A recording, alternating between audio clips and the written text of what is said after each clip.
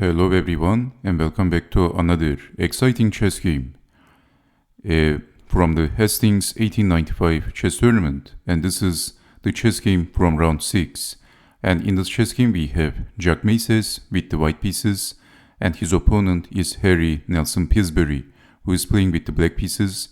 So far, after the Chigorin defeat, Pillsbury defeated all of his opponents and he shocked the world with very little experience. Pillsbury was 22 years old, but had he started to play chess at the age of 4, he would have a very important experience. But he started to play chess at the age of 17, a late starter, but at the age of 22, he was defeating all of his opponents. So Pillsbury was a huge talent. Let's see what happened in this chess game. So Jacques Mieses has the white pieces and he starts the game with e4, e5 by Pillsbury, knight to c3, knight to f6, and we have bishop to c4. So white is playing the Vienna game, which was pretty popular around those years. And Pillsbury played bishop to b4. Actually, in this position, knight takes on e4 is a possibility which happens all the time when I'm playing chess. But in this position, I used to take the knight, and this is actually a mistake. Actually, black has the better position. Can you see the best move in this position for white?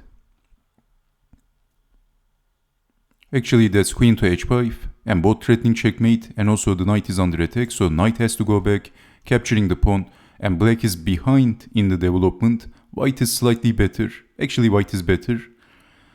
So this is just a small note. It happens all the time when I'm playing chess, so maybe if you play the Vienna game, maybe your opponent is going to behave crafty and he will take the pawn, and then you know what's going to happen. Bishop to b4, pushing the pawn by Mieses.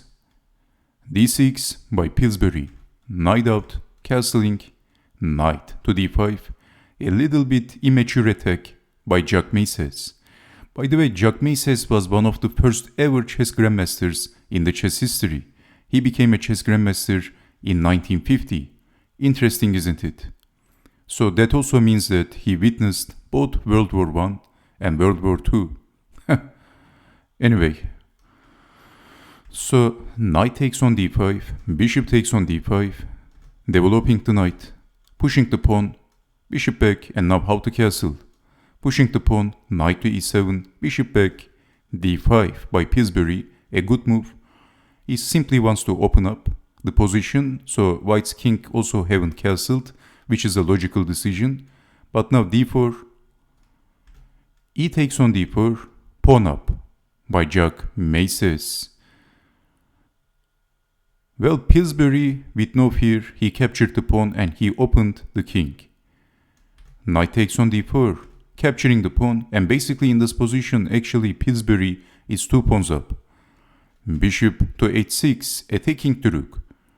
Maybe defending the rook comes to mind. But if you would defend the rook, that was actually losing on the spot. Losing immediately. It was losing very quickly. Pillsbury impressively saw what's going to happen and he played knight to g6.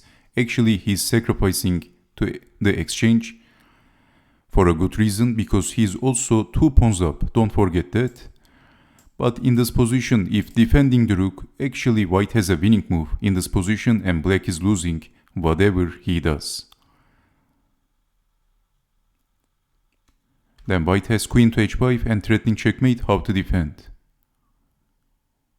If defending like this, then capturing the bishop. So this is also attacking the bishop if defending with the knight.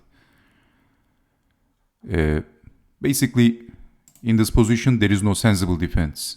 So the bishop is also under attack and threatening checkmate, and black is in serious trouble. So capturing the pawn and then checkmate on g7. So anyway, in this position, knight to g6 for avoiding that. And Jacques Mieses, happily with a grin in his face, he captured the rook and he is planning to end the winning streak of Harry Nelson Pillsbury, that legendary winning streak. Queen takes on f8 and something interesting happened.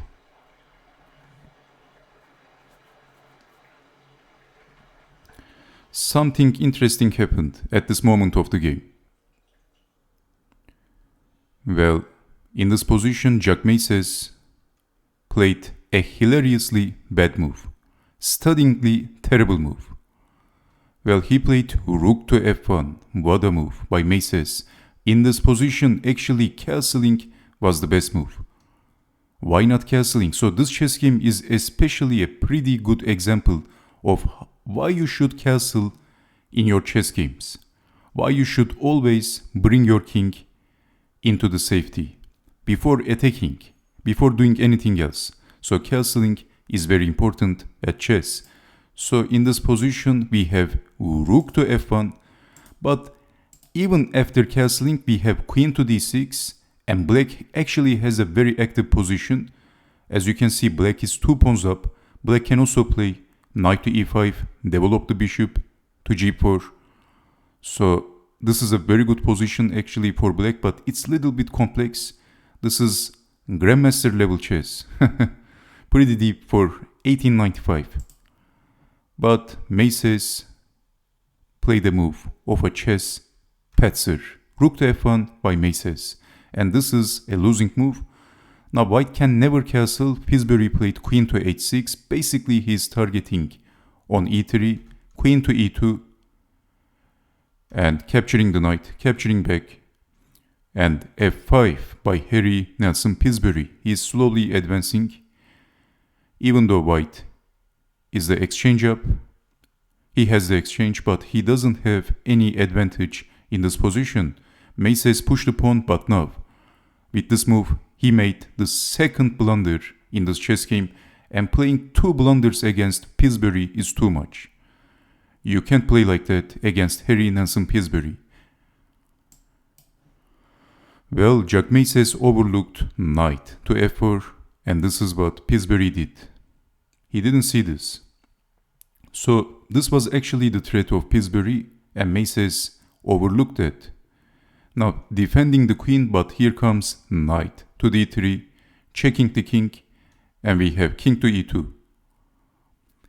But in this position, if king to d1, then knight takes on b2, forking the king and the queen, and this is losing. So queen to c4, checking the king, king to e2, and then Pillsbury captured the pawn, queen takes on h2, Mieses played king to e3, the only move, and the only sensible move, of course. Otherwise, as we talked before, knight takes on b2, and then pushing the pawn, and Jacques Mieses resigned as he is getting checkmated.